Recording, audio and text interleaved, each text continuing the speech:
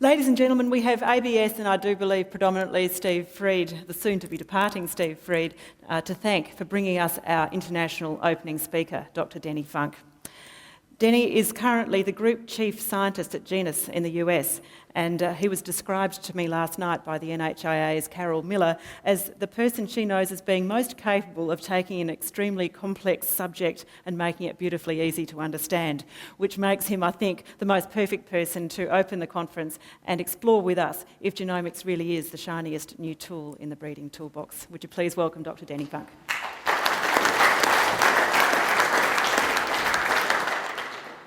Well, thank you very much for that warm welcome, and it's a pleasure to be back here in Australia. Mr. Jones, your opening remarks I thought were very, very insightful, and our philosophies are very, very similar. So hopefully this presentation will register with you and others in the audience as well. I'm going to be talking about genomics. That's, as a geneticist, that's all I've heard over the last several years. And it is a very useful tool, and we've been using it extensively. And in part, it's because the technologies have now changed enough that the cost structures are such that we can collect a lot more information than ever before, and we have the statistical models in place to analyze this data much better than ever before. And it's coming in a rush. And that's one of the challenges I think we have, because as an AI organization, we're struggling as to how to best use it in our breeding programs. And you as breeders, I think, there's so much information out there, and how do we best use it, and how do we optimize it in our breeding programs? So, is it a useful tool? Yes, but interpreting the genomic results can be a little bit tricky. And the applications aren't always completely straightforward. So what I'm going to do today is really show you some of the early results that we've been getting and how we're looking at the results and trying to interpret it and applying them to our breeding programs. So one of the things I wanted to look at is what's happening to the high genomic young sires after they add their daughter proof. Because one of the things you hear on occasions is, gee, now that we have genomic evaluations, do we need to even bother progeny testing anymore? So we are taking a look at what's happening when we have bulls that have just a genomic evaluation before daughters, and then what happens afterwards. So I've got some examples here of our bull stud and another bull stud of what the bull's proofs have done in a 2-year period of time. So on the left over here is a group of bulls, and it shows their genetic merit for TPI on their genomic evaluation before they have their daughter proof. The center group there is the genomic evaluation after they've added daughters. This is roughly 2 years later, and these bulls have now had a minimum of 3 daughter proofs. And the far right-hand side is the genomic the genetic merit of those bulls if I didn't have the genomic information included in. Now, in the United States, everything that you see on a male is going to be a genomic breeding value. We bleed in the genomic information on all of them. But we do have available what the genetic merit is if we didn't have the genomics, and that's what's on the right-hand side. And the clear trend that you can see is that we see a softening in the bull's proof after they add in the daughters. And that seems to be a phenomenon that we're not quite sure what's causing that, but it's one of the concerns that we have in getting overly excited about extremely high genetic merit young animals, be it male or female, because we are seeing this softening. Maybe the models will fix that up as we get along. We know that we've got some further fine-tuning and adjustments to do, but it does seem to be happening. This is just another picture showing another bull stud's group of bulls, and you see exactly the same pattern. There is a bull there towards the top that goes up rather dramatically. So although we in general seem to see this softening, we do find some bulls that after they add the daughters, even though the genomics had them ranked high, the daughter proof takes them even much, much higher. So we do see that there is some change after we add the daughter's proof, and that's still important. The rankings of these bulls didn't change all that much, so that's kind of good news. Where the challenge comes is comparing across different age groups. So what's happening is these young sires look really, really good compared to, say, proven bulls that are older until they add the daughters, then they kind of tighten back up again. And so it does make it more difficult to compare the information when you go across the age groups. And our bottom line recommendation is the same as it's always been when using lower reliability bulls, is spread your risk out and don't get overly excited about that one real extreme genetic merit bull and use him too heavily in your breeding program. Conversely, if you have a really high indexing young heifer and thinking that she's now worth $100,000, $200,000, be a little bit cautious if you're going to go out and try to buy one of those and think she's going to stay there forever and ever, because there does seem to be this softening. How do the young sires compare to proven bulls? Well, we took a look at the group of proven bulls in these two studs that were available at that same time. And you can see on the red line there, the proven bulls actually drifted down a little bit more over this 2-year time period as well, but they were much more stable than what these high genomic young sires were after they added the daughters. And in fact, after you added the daughters on those genomic young sires, they were much closer in rank, which you would kind of expect. These are younger animals, they should have better genetics, and they were actually a very good group of bulls. Right now, we just have them overestimated a little bit with our systems in the States.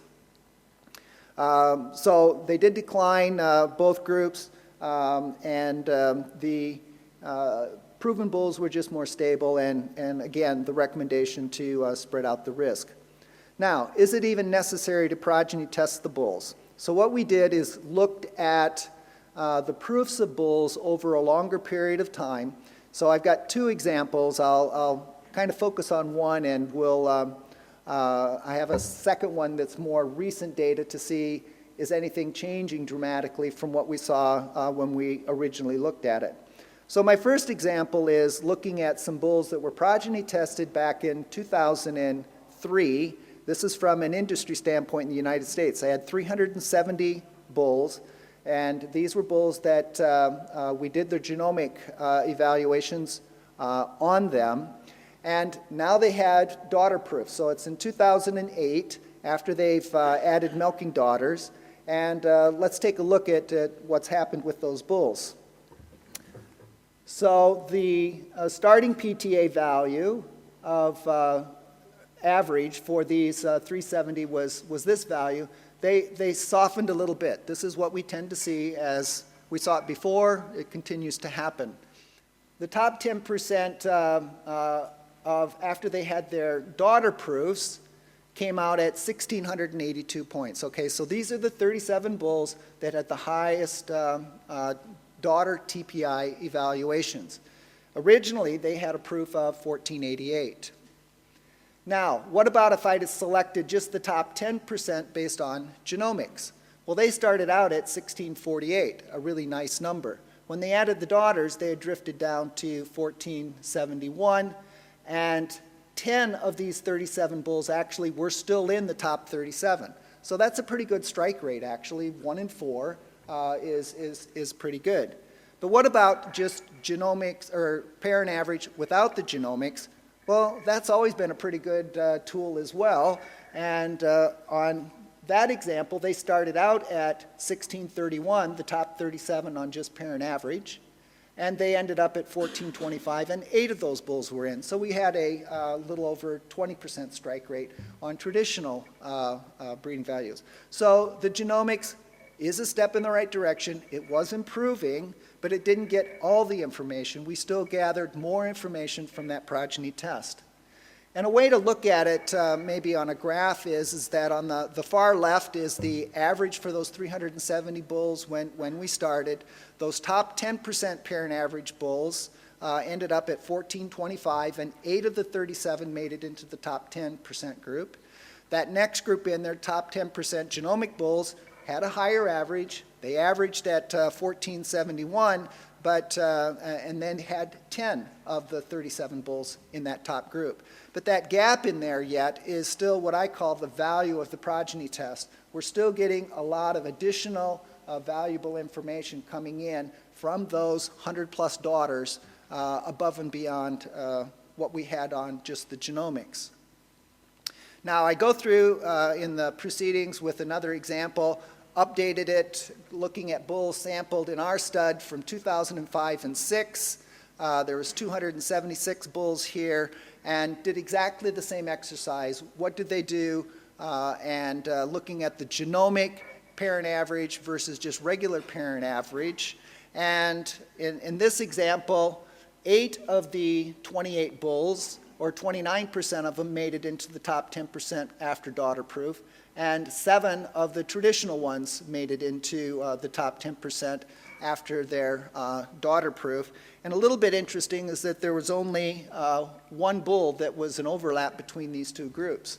So both pieces of information are still adding some useful pieces of information to our estimates.